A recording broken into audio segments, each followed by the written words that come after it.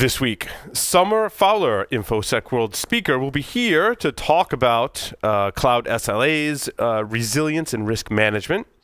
She currently works for the CERT program at Carnegie Mellon University. Eyal Nemani from Javelin Networks will be on the show as well.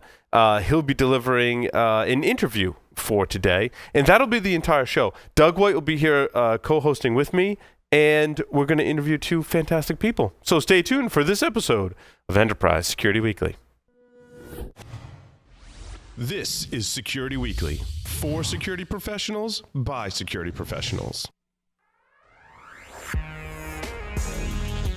Broadcasting live from G-Unit Studios in Rhode Island, it's the show where we talk security vendors and aren't afraid to name names. It's Enterprise Security Weekly. The teleprompter now has artificial intelligence, Doug, and updates itself. It's awesome. This week, and talk about them as it relates to enterprise security. You're gonna do great. I think that people think that you and I talk like every day at night. You know, It's like, hey, what are you doing? It's kind of a bit of an exhausting week, and I think that we noticed that a little bit in the stories for this week as well. Are you worried about PCI compliance? Does your development team understand or care about security? Are you ready to face a breach of your customer sensitive data? See the worst that can happen before it does. Black Hills Information Security can help you help management see the future. Email consulting@blackhillsinfosec.com to find out how a web application penetration test can mitigate the risk before you go live. Minerva Labs stops malware that traditional antivirus solutions cannot block. Minerva works with your existing anti-malware tools to stop evasive threats by deceiving them into a dormant state, dramatically increasing your rate of prevention. Minerva's solution does not require ongoing care and feeding and will not get in the way of business users. With Minerva, adversaries have to pick their poison, implement evasive tactics and get caught by Minerva, or don't employ evasion and get stopped by AV. To learn more and request a demo, visit minerva-labs.com today. Welcome, everyone, to episode 79 of Enterprise Security Weekly. I'm your host, Paul Asadorian. To my right, here in studio, is Dr. Doug White. Doctor? Doctor. I was at the doctor's office this morning. Yeah, we heard about that. I was, so the giant incident over there, right? Our listeners are wondering, I had a colonoscopy this morning. All is well. Did they use the big camera or the small camera? Did you request the big one? Yeah. Well, you know. No, he was actually describing to me prior to the test like how large the camera is, because I think that's a common question. Really? I was just concerned about my health. I'm like, whatever it is, I'll deal with it, because I just want to. So when they bring it out, it's like, okay, here it comes.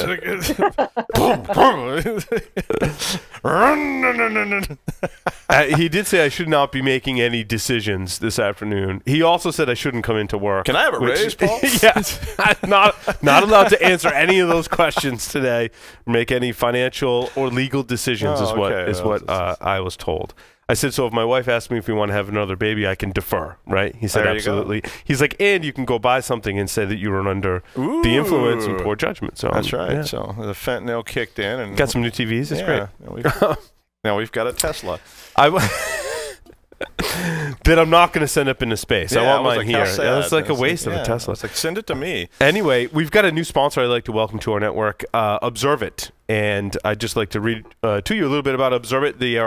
They say the greatest threat to business today isn't the outsider trying to get in. It's the people you trust, the ones who already have the keys, your employees, contractors, and privileged users.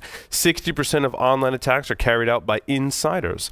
To stop these insider threats, you need to see what users are doing before an incident occurs. Observit combats insider threats by detecting risk activity, investigating in minutes, effectively responding, and stopping data loss. Give it a test drive at observit.com/Security Weekly. I tell you what, I saw Observit several years ago, and quite frankly, I was like, well, that's kind of neat and interesting, but I kind of moved on. And then there was some changeover, some new people came in. Kevin is a huge fan of the show. We met with them, and Michael St. Arcangelo, I'm like, whoa, hold on, wait a minute. Wait, go back. Tell me what you just said right there. We're like, we like that. We like that.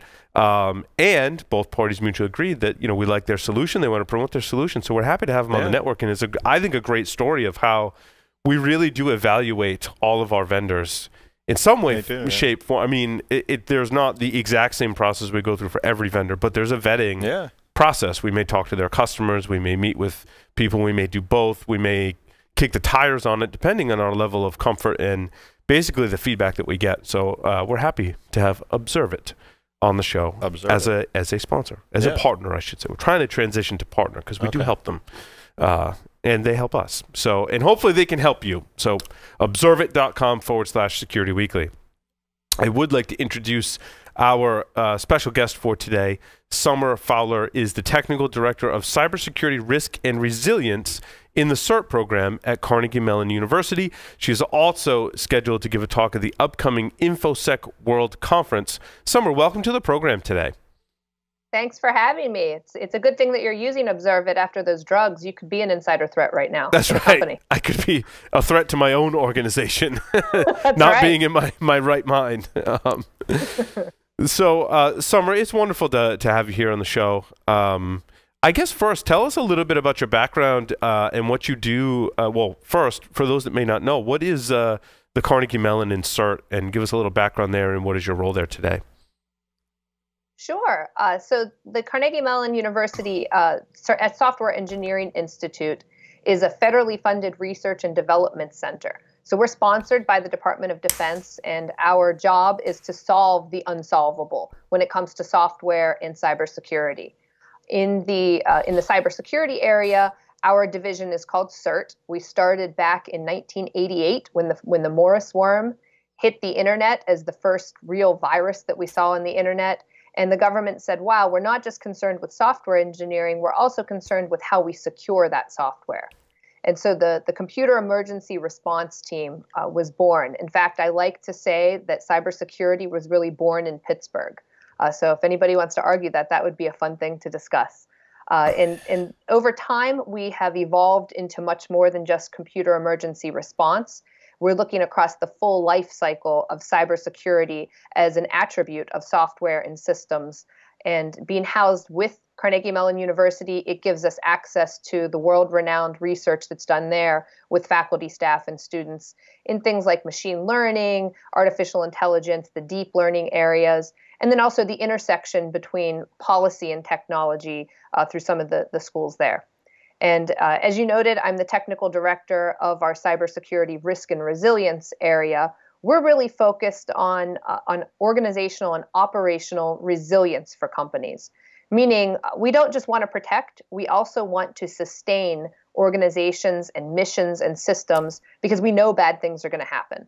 So how do we prepare organizations and missions to be able to operate before, during, and after some sort of disruptive event? You know, Summer, I was actually thinking about this particular problem recently, and when you think about defense in depth and how some people, like Bruce Potter, said defense in depth is dead, and it took me a while to really truly understand that and think of it in what I was commenting on earlier was the word resilience, and that's how to be more resilient. Because it's one thing to just say I have a bunch of defenses, but it's another thing to look at the bigger picture and say, well, how am I resilient? And I think people think, if you relate it to your home, right? Like, oh, it's great. Like you lock your cars at night. And I feel like that's in reaction to a particular threat. So you're not really resilient. Like you've implemented a control based on a threat. And we do that way too much. Like people around my neighborhood will actually break into my car, steal any kind of electronics. Of course, now if you have a newer car, there's really no need to have electronics in your car. They're all attached and in the dash today. But they will steal all the steal all the electronics. So the thing is, well, just make sure your cars are locked every night, and then that's like your defense. But have you thought about, are you locking your doors and windows and cameras and do you have insurance? Signs? And that's not necessarily depth. That's thinking beyond the threat and how to be more resilient. It's how do you to all survive? kinds of threats. Resilience is how do you survive? You know, right. I mean, I've been talking to companies about that for a long time because it's not just because companies always want a really simple solution. And then later they want bigger solutions because they hear security and layers. But the reality of it is that resilience is about how do you survive to fight another day. I mean, because you are going to lose some battles. You are going to, your car is going to get stolen no matter. I don't care what you put in it. You put 5 pit bulls in the back seat. Some guy will come along and tame the pit bulls and steal them too. So what do you do then? And frankly, I wouldn't even say that defense in depth is dead. I would say that it's just one piece of the puzzle, right? So we look at defense and we consider that the protection side. So really, that's what IBM calls the boom. So there's left of the boom and there's right of the boom. And so protection is looking at what can we do to stop the bad thing from occurring. Then there's the sustainment angle. We know bad things are going to happen. So let's shift the focus from the threat itself to what the impact could be. Because quite frankly, if I am an organization and I have a mission, I don't care what the disruption is. I don't care if it's a cyber disruption, an environmental disruption, any sort of failure of a system. All I know is that I have to complete my mission. That's the sustainment side. I love that. I don't think we talk enough about putting this in, particular aspect of security in perspective like that, and what it means to be. So do you bring this to other organizations, Summer? Like, do you consult with organizations and kind of get their take on how they're perceiving risk and resilience? We do, and we're really focused on critical infrastructure because as an FFRDC, federally funded research and development center, our goal is to better the nation's security. And really that touches the private industry, the public sector. So we do work with organizations very specifically to assess where they are today, so give a baseline of capability. And then we provide them guidance on how to be more resilient. In fact, we've built a model called the CERT Resilience Management Model. It's a maturity model. It's available on our website for free, and it goes through 26 domains of practice for resilience, and it can be divided out. You don't have to be the best in every area. You really need to think about your organization, what's most important for your mission, and focus on your most critical assets. Because we're in a limited resource environment. I can't protect and sustain every single asset, but I should be able to identify the most critical for me to be able to complete my objectives and make sure I'm protecting and sustaining those. What's inside some of those 26 domains, Summer? So the first and foremost is asset management, is what we've discussed. And we've performed something called a cyber resilience review. We've developed this with the Department of Homeland Security. It's a one-day assessment that looks at an organization's operational resilience, and it looks across 10 of the 26 domains. And asset management is really key, because if you don't know what your most critical assets are, it could very well be that you are making your investments in the wrong place. And so, we look at identity management. So once you know what your assets are, who has access to them, who has authorization to get into the systems. And then it goes into things like external dependencies, which are becoming a really critical part of our operations today. Think about the role of a chief information security officer 10, 15 years ago. They were managing a co-located data center. All of their web applications were running on their own machines inside of the boundary of the company. And today we're seeing, cloud service providers in the public domain, and we're looking at infrastructure as a service, software as a service, all these different providers that are out there. And how do we then assure not just the confidentiality when we think of security, but the integrity and the availability of these products and services that we're pushing out to the cloud? So external dependencies have actually become increasingly important as a domain inside of resilience. I mean, I was talking to somebody the other day about that, and they were asking about threats and threat vectors, and one of the things that came up was the cloud. And I said, have you got a plan? Because they were talking to me about backup plans and all this. And I was like, have you got a plan for when the cloud goes down? And the guy said, the cloud can go down. And I was like, well, it could. And he was like, well, you see, our cloud provider, and I won't say who, I think it was AWS or somebody, but he was like, they're worldwide. They're a multinational cloud. The cloud is everywhere. It's all around us. It's a choking gas that we can't escape. But I was like, what if that? I was staying with their company, and I was like, what if your internet router blows up? Yeah. And I was like, then you won't have the cloud. And he was like, what do you mean? And I was like, well, the cloud's not omniscient. It doesn't just seep into your pores. It comes across the wire. And he's like, oh, I guess we could get another router. I'm like, okay, but what if the wire's down? And it's not even just a matter of, is it available or not? It doesn't have to be an on-off switch.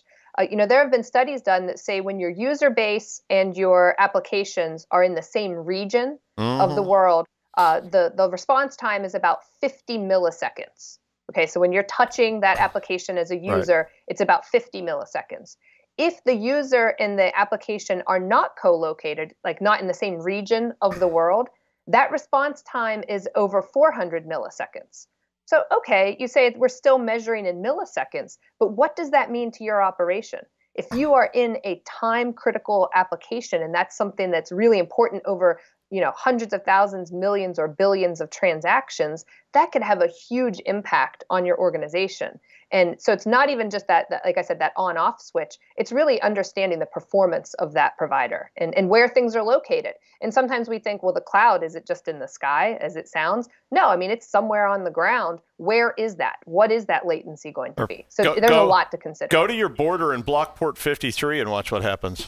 I told somebody that a couple of weeks ago. I was trying to explain the very thing. I was like, go to your border and block port 53 and then call me back and tell me what happens if your phones work. Because they were all using Google DNS, and it's just like, oh. And I'm like, so what do you do if that goes down or it fails or you can't get to it? And they're like, oh, I don't know. How does that affect our apps? And it's like, they don't work? Yeah. Well, they might work, but no one can get to them because they can't resolve the name of the server that's hosting them. It's super secure because nobody can touch it. Yes. Summer, I want to go back to software security for a moment. And I think in the history that I've been doing the Security Weekly shows, we've talked about software security, and I've had a very bleak outlook on it, having been a developer and written some pretty heinous code. Actually, still to this day, write pretty heinous code. But I think... You and me both. Yeah. When I started hearing about DevOps, I was like, I think this has promise. And obviously, the thing for me, and I think many of us that we'd agree that tipped the scales, was containerization. And that combination of DevOps and containers today, I truly believe that when implemented correctly, I think some people might want to overstep their bounds and say, well, DevOps just means you're secure. Well, no, it's a facility, if you implement it correctly, can be secure. Do you also believe that this will greatly improve the state of software security moving into the future? So I'll be honest, I'm not the DevOps expert, and we actually have some really solid DevOps experts here at CERT and at the Software Engineering Institute. I will say that I am happy with the evolution of where DevOps is going in the sense of pushing security earlier in the life cycle, right? And so when we've looked at this traditionally, I haven't written real code in well over a decade at this point. I'm a computer science major, wrote code for Northrop Grumman Corporation early in my career, and we didn't think about security at all, right? I mean, when you think about this, even now we're struggling to have the right courses so that we're producing students out of schools that understand security in the life cycle. What I think DevOps does do is it at least brings that the security thought in a way, especially when we talk about secure DevOps, to the forefront and earlier in that life cycle. So I think that's great, but I'm certainly not the expert in this space. Your presentation at InfoSecWorld is about the cloud, so let's talk about the cloud and SLAs, but let's first define the cloud, because I think there's still people kind of lose sight of when we say the term cloud, what that really means. Does that mean software as a service? Does it mean infrastructure as a service? Does it mean an application as a service, which is becoming more and more popular? Right, and really it's all of those things. So when we think about cloud, you're really outsourcing a capability outside of your boundary. And that capability could be software, it could be an application, it could be an infrastructure, it could be entire software development and capability.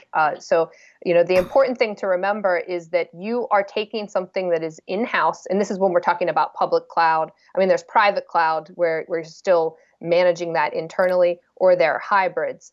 I'm really going to be discussing public clouds and the fact that you're now taking things and putting them outside of your boundary. No judgment here. I'm not saying that it's good. I'm not saying that it's bad. The most important thing is to understand that you have now added another asset into your portfolio, that asset being a relationship that you have with a third-party provider, and you are now assuming their risk. And there's a lot of difficulty in translating our internal security requirements into service level agreements, or SLAs, that we can define and monitor when someone else is providing that to us.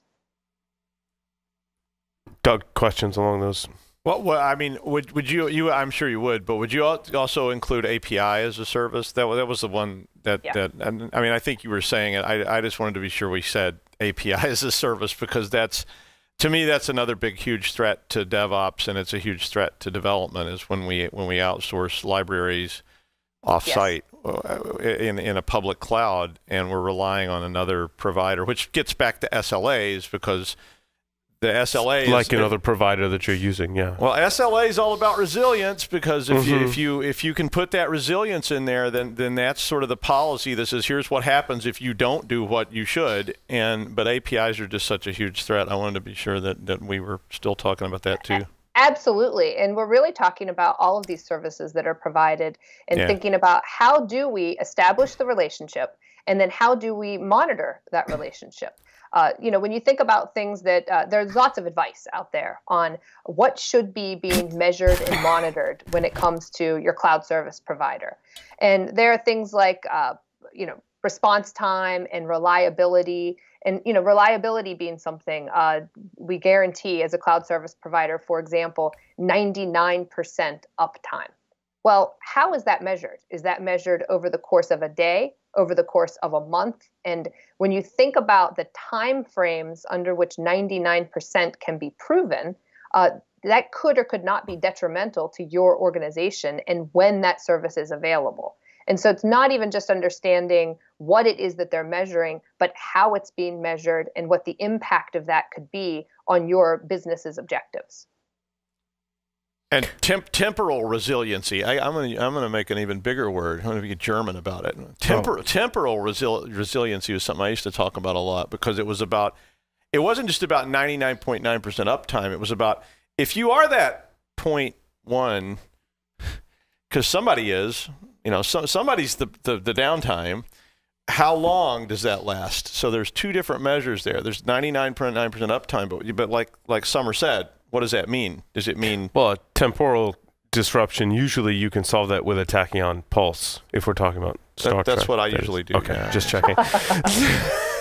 Sorry. Absolutely. And hey, if we're making up words, I'll tell you that my latest word that we're working on is prosilience, or proactive resilience, and where we want to go in the future. So we don't want to just be a resilient organization. We actually want to be prosilient, so that meaning that we can adapt to change before that change actually occurs, right? So I could use environmental sensors around me. What's the temperature? What's the barometer? Thinking about all of that to determine, should I put my umbrella up now, or should I put my umbrella up in 5 minutes? Because I don't want to get even one drop of rain on myself. So, my goal is really to figure out what are the measures that we should be looking at for prosilient organizations. I really like that so much. Well, because I think that people... think that the cloud is going to be faster and more secure, and then I think there's another camp that is skeptical about its resilience and uptime and its security. But I think what Summer's saying is, if we can get ahead of some of that and you manage it correctly, right, the other people's servers that they're managing and maintaining can be more resilient, have more uptime, and more secure, that you don't have to host a bunch of stuff on your network. I really think that the majority of organizations out there can benefit from more security and more uptime by putting their stuff in the cloud when used correctly. Yeah, and making sure that you're looking not just at uptime, but the confidentiality requirement, the integrity requirement, the availability requirement. We have the CIA triad, and sometimes one or more of those get lost when we start talking about, well, let's save money because we think that the cloud is more secure, because they have the more focus on security than our own organization can. Yes, they may very well, but make sure you're addressing all three angles. But one of the things or two things that I think are lacking right now are, when you're planning out a project and you're going to put this thing in the cloud, the implementation and deployment, I think, is still tricky to figure out. I don't think it's as well documented as it could be, and also the monitoring of your infrastructure once it's there. That could be performance and or security as well. Do you agree, Summer? And how can we deal with some of these issues? Yeah, absolutely. In fact, part of the determining what you should put out in the cloud is really essential in that asset management angle. We see a lot of companies and even the government saying, let's move to the cloud, let's do this, it's a good thing. And when you say why, you ask them, why do you want to move to the cloud? They can't have a good articulation of that other than we think it's a good idea and we think it will save us money. So there needs to be a pretty significant business impact analysis done when looking at how to move to the cloud and what should be moved to the cloud. Maybe it's a really hybrid model of what you get out there. Do you think that that's just part of that grass is greener solution that I mean always seems to come up, because we always try to find solutions. They're never easy. They're never cheap. And then when we hear about something, that becomes the grass is greener, so let's jump right on board because that'll solve all our problems and all our dreams will come true if we just get in the cloud. I do, and I think it's a matter of companies not knowing what is most important to them, right? So if you want to make sure that your information stays out of the public eye, the cloud may be a way to ensure that, but it may not, and you may want to keep it in-house and come up with a different solution. Like I said, I don't have any judgment either way of whether the cloud should be used. I just think that organizations need to understand themselves and understand their own requirements a little better before they make those decisions. I'm glad you guys are doing this. I hope that I'll ask you, since you're there, can you put more focus on like cities, states, and towns infrastructure to support them with these kind of ideas? Because we see this stuff. If you go talk to a large enterprise, it's easy. When you talk to a city, they often have very little resources. They don't have a lot of in-house skills, and they're all over this. We're going to go to the cloud. We're going to go to the cloud. We're going to take the whole state to the cloud. And not the state of Rhode Island. I haven't talked to them, but it was another state. But I mean, the state of Rhode Island is still worried about computing. But it's just like, could we put the DMV on a computer or not? But I mean, the idea would be that I mean, if CERT can really, I mean, I know the resources are there, but we need to maybe push them a little harder. And I like these ideas of prosilience, although I do think that's a drug to prevent scabies. But no, I'm just kidding. But it could be, though. It sounds like one of those drugs you see on late night commercial. TV. Yeah. Have you suffered from an outbreak of scabies? I use prosilient every day, twice. 3 times, though, and your skin falls off. But yeah, I really would. I hope that CERT can push that angle a little more, because I think there's a lot of weakness in that marketplace in terms of their ability to get resources. And we see a lot of focus on federal, but when you get down to states or US, or even a big city, a lot of times they have very little in the way of resources. And we've been in Rhode Island, we've been building all those emergency response teams, and trying to help cities and towns and police groups and fire departments and everybody else think about these things, because they don't have people to do that. So that's just a comment.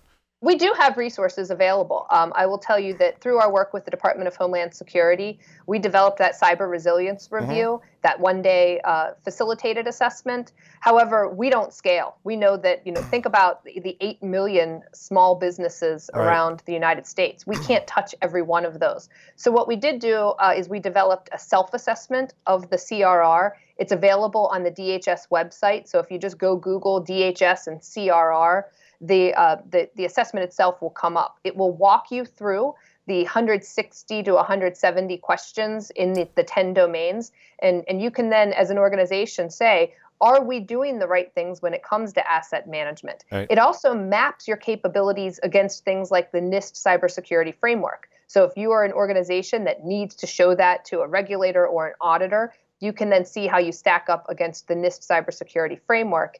In addition, we provide implementation guides. So if you score low or not where you think you should be on something like identity management, we provide the implementation guides that say these are things that you should be doing to improve that capability. And we want to reach as many organizations as possible across the country. So look, guys, those you need to be doing this. Not the big enterprises, you need to be doing it too. But the smaller ones, these resources are out there. So you need to go look at this stuff. You need to be doing these self-checks and self-assessments, because if you don't understand these things, you're going to get hosed. So, Marta, do you work with the Cloud Security Alliance, or is that more of a commercial We have done work with them. We're not close with them in the sense of doing any active work. It's mainly through other organizations that we're in, like IEEE. We work there together. We do some talks with them. But I do think that Cloud Security Alliance has done a lot of good in this space. Awesome. And Summer, where can people find more about? You did mention a link. I did Google it. CRR. The DHS-CRR. Is there anywhere else you want to point people to get more information or resources? CERT.org is a great place to start, or through any of the CMU Software Engineering Institute websites. So sei.cmu.edu. We have an entire library of resources in both like the CERT resilience management model. If you're interested in enterprise risk management, we have a model called Octave out there.